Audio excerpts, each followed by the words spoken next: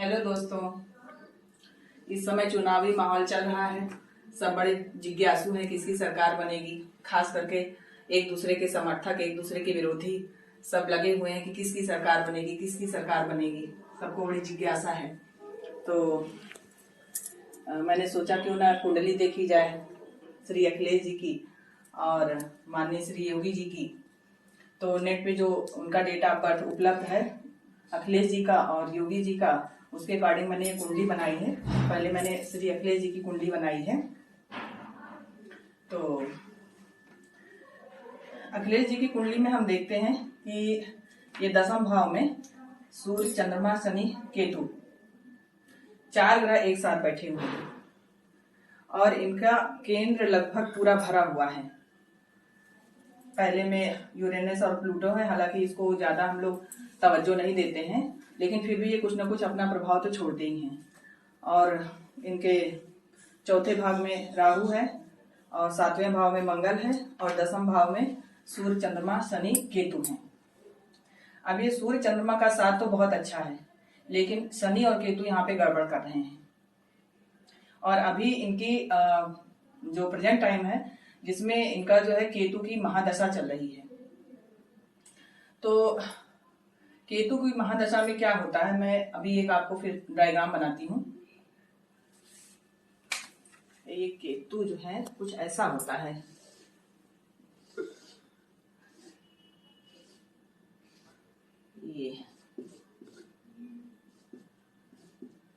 ये तो अभी इनकी जो महादशा चल रही है वो केतु की चल रही है। केतु के सर नहीं होता है, जैसे ये मैंने ये बनाया है, ये केतु का सिंबल होता है जिसमें सांप की टेल होती है और सर नहीं होता है उसका। तो सर नहीं होता है, इसका मतलब जो भी काम ये दिमाग से या अपने बुद्धि से जो भी कुछ करेंगे, कोई भी डिसीजन लेंगे वो उल्टा ही जाएगा। अभी पिछले कुछ दिनों से हम देख रहे हैं, जब से इन्होंने चुनाव लड़ा, जब ये मुख्यमंत्री पद से हटे तो इनकी केतु की दशा स्टार्ट हो गई थी। उसके बाद इन्होंने बहुत कोशिश किया, बहुत जोर लगाया, बहुत बड़े बड़े डिसीजन भी लिए, मायावती जी से गठबंधन भी किया। तो हालांकि मायावती जी को ही फायदा हुआ, इनको कोई फायदा नहीं हुआ। इन्होंने जो भी डिसीजन लिए सब इनके उल्टे गए और इनके ऊपर कई इल्जाम भी लगे कि जो जो कुछ भी बोला वो इल्जाम के रूप में ही इनका हाईलाइट हुआ। तो ये इनकी केतु की दशा जो है वो मार्च 2024 तक चलेगी। इस बीच ये कोई बड़ा डिसीजन ना ही लें तो अच्छा होगा। चुपचाप जो हो रहा है उसको देखें और शांति से जो हो रहा है वो थोड़ा बहुत करते रहें, लेकिन बहुत बड़े डिसीजन ना लें, कुछ भी ना लें। 2024 के बाद इनकी शुक्र की दशा स्टार्ट हो जाएगी और इनकी शुक्र जो है बहुत अच्छी पोजीशन पे है। ये शुक्र इनका इसमें है 11वें भाव में है और बुध के साथ बैठा हुआ, जो एक बहुत अच्छी युति बनाता है। तो 2024 के बाद क्या होगा, कैसे होगा, कैसे उलटफेर होगा, ये हमें नहीं पता, लेकिन इनकी 2024 के बाद बहुत अच्छी कंडीशन हो जाएगी। और सबसे बड़ी बात तो जो हमारे अखिलेश जी हैं और जो माननीय योगी जी हैं, ये दोनों की कुंडलियां इतनी पावरफुल है, इतनी पावरफुल है कि मुझे लगता है कि ये यूपी के लिए बनी ही नहीं है। ये पूरे जो है, मुझे लगता है कि इंडिया के बाहर भी ये दोनों राज कर सकते हैं।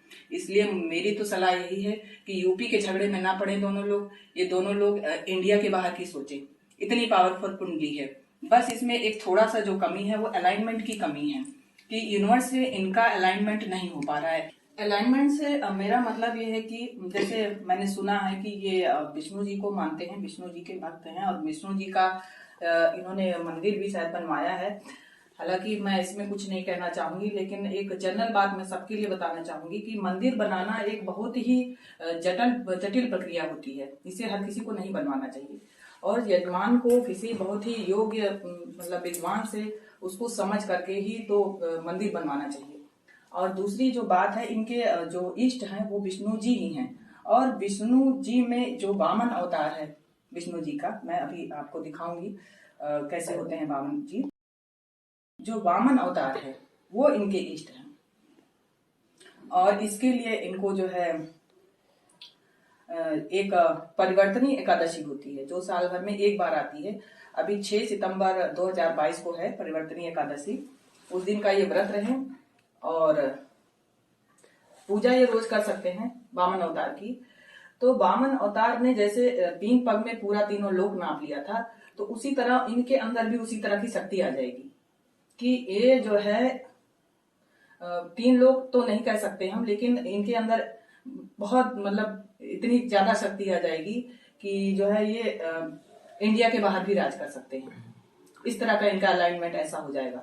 अगर मेरी आवाज इन तक जा रही है, पहुंच रही है किसी तरह से, तो ये विष्णु जी का जो वामन अवतार है उसकी पूजा जो है तुरंत शुरू कर दें।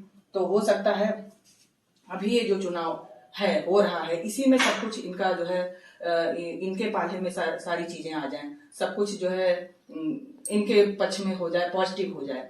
ऐसा हो सकता है, बिल्कुल हो सकता है। इसलिए हम इसको पूरी तरह से डिनाई नहीं कर सकते हैं कि ये जो है बिल्कुल सीएम बनेंगे ही नहीं। अगर ये जो है विष्णु जी के उसमें सानिध्य में रहेंगे, वामन अवतार के सानिध्य में रहेंगे, तो सब कुछ उलट पलट सकता है। ये हम दावे के साथ कह सकते हैं। अगर ये जो डेट इनकी दी गई है उस पे नेट पे, उसके अकॉर्डिंग हम बता रहे हैं। ये माननीय श्री योगी आदित्यनाथ जी की कुंडली है, जो नेट पे डेटा है, उनका डेटा बर्थ टाइम उसके हिसाब से बनाई है मैंने। तो इसमें जो देखने वाली चीज है, अभी जो कर्म स्थान मेन मुख्यमंत्री जी के लिए, तो जो कर्म स्थान है इनका ये 10वां भाव, जिसमें बुध, शनि, सूर्य बैठे हुए हैं साथ में। बुध सूर्य तो ठीक है, बस शनि थोड़ा सा इसमें गड़बड़ कर रहा है। बाकी जो सबसे इंटरेस्टिंग बात है कि इनकी भी कुंडली में केतु की महादशा चल रही है, लेकिन वही केतु जो जिसके सर नहीं होता है, वही केतु इनको बेनिफिट दे रहा है। अब उसकी पोजीशन ऐसी है इसमें कि केतु इसमें 12वें भाव में बैठा हुआ है। हालांकि केतु को जो है बहुत खराब ग्रह भी नहीं मानते हैं, बहुत अच्छा भी नहीं मानते हैं। तो ये 12वें भाव में बैठ जाने से, वो 12वें भाव जो है अच्छा नहीं माना जाता। तो कोई भी जो खराब ग्रह होता है, जिसको खराब की कैटेगरी में रखते हैं, तो अगर वो खराब भाव में बैठ जाता है तो अच्छे फल देता है। तो इनका 12वें भाव में बैठ जाने से अच्छे फल दे रहा है। और माननीय योगी जी का राहु भी बहुत अच्छा है। राहु बहुत अच्छा होने से केतु भी अपना ठीक ही प्रभाव देता है, खराब नहीं देता है, अच्छा ही प्रभाव देता है। और यहाँ 12वें भाव में बैठ जाने से और अच्छा प्रभाव दे रहा है अपना। और इंटरेस्टिंग बात यह भी है कि इनकी भी दशा जो है केतु की 2024 में फरवरी में खत्म हो रही है। उसके बाद इनकी शुक्र की दशा जो है वो चलेगी, लेकिन इनकी शुक्र की दशा उतनी अच्छी नहीं है जितनी अखिलेश जी की है। लेकिन इनका जो ओवरऑल जो देखा जाए, इनका ये थोड़ा सा धार्मिक है और इन सब चीजों में विश्वास करते हैं। तो इनका जो अलाइनमेंट है यूनिवर्स के साथ में, धर्म के साथ में, या हम कहें कि प्रकृति के साथ में, वो बहुत अच्छा है।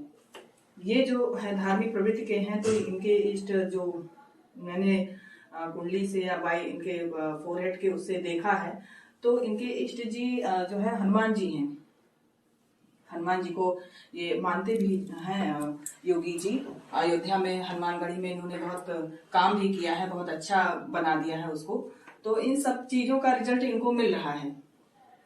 हालांकि मैं गॉड को नहीं मानती हूँ, ईश्वर को नहीं मानती हूँ, तो लेकिन जो मैं अभी बता रही हूँ, हनुमान जी या जो है वामन रूप या विष्णु जी, ये क्या है, कैसे हैं, मैं किसी और वीडियो में बताऊंगी कि मैं उनको किस प्रकार से मानती हूँ, किस शक्ति के रूप में या किस तरह से मानती हूँ। अभी ये टॉपिक यहाँ बताने वाली चीज नहीं है, नहीं तो जो है टॉपिक बहुत लंबा हो जाएगा। और इन सबसे बड़ी बात, मुख्यमंत्री कोई भी हो, सबसे बड़ी बात ये होती है कि संबंधों को खराब नहीं करना चाहिए, चाहे कोई भी मुख्यमंत्री हो। एक बार माननीय श्री मुलायम सिंह जी की तबीयत खराब थी, वो बीमार पड़े थे, तो योगी जी उनको देखने गए थे। तब मुझे बहुत अच्छा लगा था, क्योंकि संबंधों को जो है हमेशा ऐसे ही रखना चाहिए। पद तो आते जाते रहते हैं, कुर्सी आती जाती रहती है, हमेशा जो है अपने संबंधों को ऐसे ही मतलब प्यार से और मधुरता के साथ रखना चाहिए, और हमेशा देश हित, प्रदेश हित और जनता के बारे में सोचना चाहिए। लेकिन आजकल की राजनीति ऐसी हो गई है, आप लोग भी टीवी में देखते होंगे, इस हद तक डिबेट जो है गिर जाती है कि हम लोग देखने में, आप लोग खुद शर्मा जाते होंगे कि जो है ये किस तरह की लैंग्वेज इस्तेमाल कर रहे हैं। हमारे बड़े बड़े नेता ऐसी लैंग्वेज इस्तेमाल करते हैं कि जो है टीवी खोलने का मन नहीं करता है, और खोलकर हम लोग देखते हैं तो दिमाग इतना डिस्टर्ब हो जाता है कि एक पद के लिए आदमी इस हद तक गिर सकता है।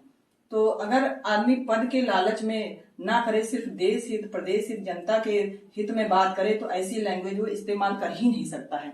जो ऐसी लैंग्वेज इस्तेमाल कर रहा है, कोई भी नेता हो, बड़े बड़े नेता जो इस तरह की लैंग्वेज इस्तेमाल कर रहे हैं, इसका मतलब वो अपने देश के लिए, प्रदेश के लिए नहीं, वो सिर्फ अपने हित के लिए सोच रहे हैं, अपने पद के लिए सोच रहे हैं। इसी के साथ हम अपनी बात समाप्त करते हैं। कोई भी हो मुख्यमंत्री, आप सबको शुभकामनाएं हैं। और जहां तक देखा जाए मेरी नजरों से, तो अभी जो प्रेजेंट टाइम है, जो करंट सिचुएशन है, उसके हिसाब से बीजेपी का ही पलड़ा भारी है।